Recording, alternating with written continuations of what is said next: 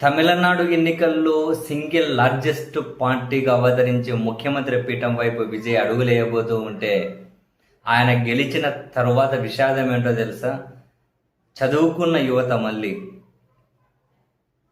నెటిజన్లు గూగుల్లో సెర్చ్ చేసింది ఏంటి తెలుసా? విజయ్ మేనిఫెస్టో ఏంటి సెర్చ్ చేయలే, విజయ్ ఆలోచనలు ఏంటి సెర్చ్ చేయలే, విజయ్ పార్టీ జెండా ఏంటి, ఎజెండా ఏంటి అనేది సెర్చ్ చేయలే. సెర్చ్ చేసింది ఏంటి తెలుసా? ట్రెండింగ్లో ఉన్నది విజయ్ గురించి. విజయ్ కులమేంది అని చెప్పి సెర్చ్ చేశారు. విజయ్ కులమేంది అని. ఎంత విషాదంలో ఉన్నామో మనం చూడండి. అసలు ఎంత అసహ్యం వేస్తుందంటే, ఇంద్రా బాబు, ఒక మనిషి ఆలోచనల ప్రకారం మంచో చెడో కావాలి, కానీ కులాలు మతాల ప్రకారం మనిషిని గుర్తించే నీచ స్థాయికి మనం రోజు రోజుకు ఆ నీచంలో దిగజారిపోతూ గర్వంగా చెప్పుకుంటారు కొందరు. గాండ్రించి మొహాన ఉమ్మేయాలనిపిస్తుంది, కానీ వేయలేము, ఏం చేస్తాం? విజయ్ కులం ఏంటి అని వెతికారట గూగుల్ ట్రెండింగ్, అది సెర్చ్ ఇంజన్లలో విజయ్ కులం ఏంటి అని. కానీ ఎక్కడ దొరకలే ఏం కులం అని.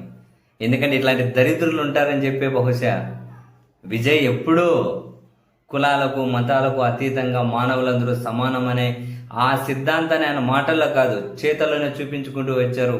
అది వాళ్ళ నాన్న దగ్గర నుంచి అలవాటైంది. అందుకనే విజయ్ చదువుకున్న దగ్గర నుంచే క్యాస్ట్ ఏంటి అన్న దగ్గర నో క్యాస్ట్ రాసుకుంటూ వచ్చారు.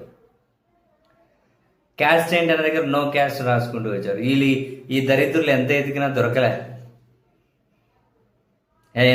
దొరకలే, కానీ కొన్ని దొరికినాయిలేండి. విజయ్ కులం ఏంటో దొరకలేదు కదా, అందుకని విజయ్ వాళ్ళ తండ్రి కులం ఏంటి అని ఎతకడం మొదలెట్టారు, వాళ్ళ తల్లి కులం ఏంటి అని ఎతకడం మొదలెట్టారు.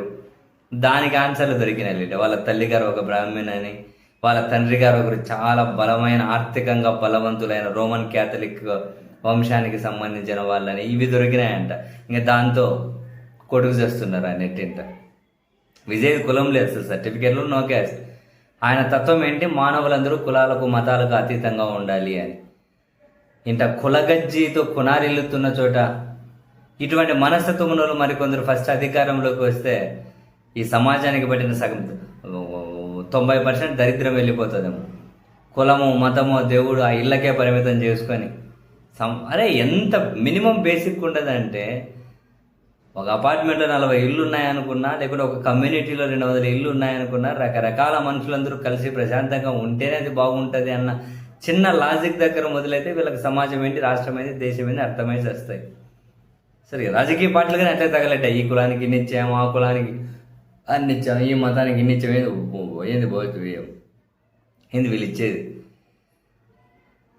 బేసిక్గా మంచి ఆలోచనలు, సమాజం మీద ప్రేమ, బాధ్యత, ఇటువంటి వాటి గురించి ఎవరన్నా చర్చిస్తారు. కానీ ఈయన కులమేంది, ఈయన మతమేంది, ఎన్ని రోజులు సస్తారు రా బాబు.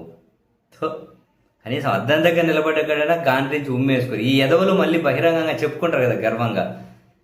టెర్రరిస్టులే. కులాలు మతాల గురించి మనిషిని ద్వేషించేవాడు టెర్రరిస్ట్ కంటే దారుణం. సీరియస్లీ, టెర్రరిస్టే కంటే వీడు ఇంకా దారుణం. ఒక మనిషిని కులాలు మతాల ఆధారంగా గుర్తించాలనుకోడు.